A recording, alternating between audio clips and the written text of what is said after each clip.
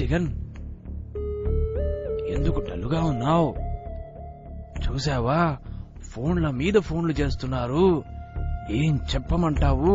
ఛ, CBI raid చేసేదాకా తెచ్చుకున్నావు. ఏమి పోయినా చెప్పవే వాడికి, చెప్పవే. ఏంటి వాడి అజాగ్రత్త? ఇలా సిబిఐ వాళ్ళు నా జీవిత కాలంలో ఎప్పుడైనా నా మీద దాడి చేశారా? అంత దమ్ముందా ఎవడికైనా? వాడి విషయంలో జరిగింది అన్ని కంపెనీల మీద దాడి. జగన్, ఇప్పటికైనా అర్థం చేసుకో. నీకేం కావాలో నీకు తెలీదు. వాడికి ఏం కావాలో నిజంగా మీకు తెలుసా? తెలియకుండానే వాడిని నేను పెంచానా? అవును. ఏంటి? తిట్టేస్తా మిమ్మల్ని. మీరు వీడికి 100 మంది ఎమ్మెల్యేలని ఇవ్వలేకపోయారు. అసలు వీడు చేసిన తప్పేంటి? డబ్బు సంపాదించకుండా ఏ సీఎం కొడుకైనా బామ్మర్దైనా ఉంటారా? ఉండరు. వాళ్ళేమైనా అన్నా హాజరేలా? అసలు వీడెంత తిన్నాడో, ఏం చెయ్యాలని అనుకున్నాడో మీకు తెలుసా? 40 మంది ఎమ్మెల్యేలు వీడితో వస్తారని అనుకున్నాం. కేవలం 20 మందే వచ్చారు. ఎందుకండి అలాంటి వాళ్ళకి టికెట్ ఇచ్చారు?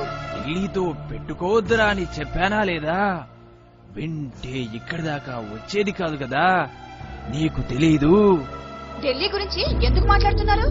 సోనియా అమ్మని కాదని ఎలాగే నా సొంత వాళ్లకు టికెట్లు ఇచ్చేది. ఇవ్వాలనే కదా. ఆవేద పథకమ్మా, నేను కూడా మింగాను కదమ్మా. సిబి అదే చెబుతుంది. నీ ఫ్యూచర్ గురించి నేను మాట్లాడట్లేదు, నా కొడుకు ఫ్యూచర్ గురించి మాట్లాడుతున్నాను. తప్పు చేసింది మీరు, వాడంటారేంటి? ఆగరా, ఏంట్రా ఇది? నేను తప్పు చేశానని ధరంటుంది, నువ్వు తప్పు చేశావని నువ్వు వెళ్ళిపోతున్నావు. అసలేం జరుగుతుంది ఇక్కడ? ప్రతి ఒక్కరికి ఏం కావాలో ఏమివ్వాలో అని ఆలోచిస్తూ ఉంటాను. అది తప్ప? ఒక తండ్రిగా నా పిల్లలకు ఏమివ్వాలో అని తపన పడుతుంటాను. అది తప్ప? మీకే కాదు, బంధువులంతా ఫ్రెండ్స్ అంతా కోట్లు సంపాదించేలా చూశాను. ఆఖరికి సూర్యుడు కూడా నా పేరు చెప్పుకుని కోట్లు సంపాదించుకునేలా చేశాను. హైకమాండ్ తో గొడవ వద్దురా, చెప్పు. నాకు అర్థం కావడం లేదు. నేనేం తప్పు చేశాను? మొత్తం మీరే చేశారు. నేనా? మొత్తం మీరే చేశారు నాన్న. చాలు నాన్న, చాలు. మీరు నా కోసం ఏమీ చేయలేదు. కనీసం 40 మంది ఎమ్మెల్యేలు ఇవ్వలేకపోయారు. ఈ గురించి ఏం ఆలోచించినా 1కి 1000 సార్లు ఆలోచిస్తాన్రా. అవును, నాకు తెలుసు. అసలు నాతో మాట్లాడితే కదా తెలిసేది నాకు సీఎం అవ్వాలనుందని. నా కళ్ళు చూసి తెప్పంది నాన్న. నా కోరిక అర్థం చేసుకోండి. బెంగళూరు పంపించేశారు. అక్కడ ఏముంది?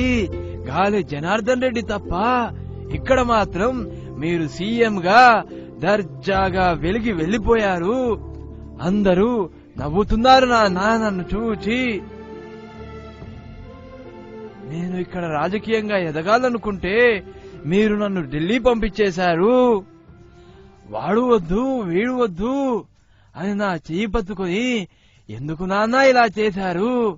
నాకు అవకాశం లేకుండా ఎప్పుడు మీరే సీఎంగా ఉంటానంటే ఇక నేనెందుకు నాన్న?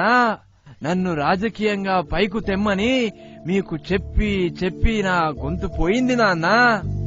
వద్దు నాన్న, మీ వల్ల చాలా లాస్ అయ్యింది నాన్న. ఆ విషయం అమ్మకి తెలుసు.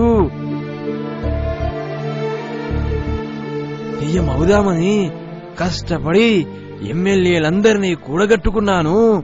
కాని ఢిల్లీ అమ్మ దెబ్బగొట్టింది నాన్న. అసలు నేనేమైపోతానోనని. ఆ కొండా సురేఖకు, అంబటి రాంబాబుకి తెలుసు నాన్న. ఈ రాష్ట్రం నాలాంటి ఒక మంచి సీఎంని కోల్పోయింది. ఇప్పుడు సిబిఐ దాడులు అంతా మడాష్. జైలుకు వెళ్లిపోతా అంతే. నేను ఇలా కావడానికి మీరు నన్ను సీఎం చేయకుండా వెళ్లిపోవటమే నాన్న. ఈ జీవితానికి మీరు 1,00,000 కోట్లతో పాటు చిప్పకూడు కూడా ఇచ్చారు నాన్న. నాకు చిప్పకూడు పెట్టింది మీరు. మీ పేరుతో పార్టీ పెట్టిన నాకు ఏం దక్కింది నాన్న? చిప్పకూడు. అంతే నాన్న, చిప్పకూడు. జీవితానికి ఇలాగే ఏడుస్తానన్నా. ఇంతేనాన్నా? సారీరా, వచ్చే జన్మలో నిన్ను తప్పకుండా సీఎంని చేస్తాను. అడ్డుకోవడానికి అప్పటిదాకా సోనియమ్మ ఉండదు. Be happy. ప్రస్తుతానికి కొన్నాళ్ళు చిప్పకూడు తిను.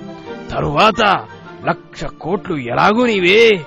Good luck my dear boy, good luck.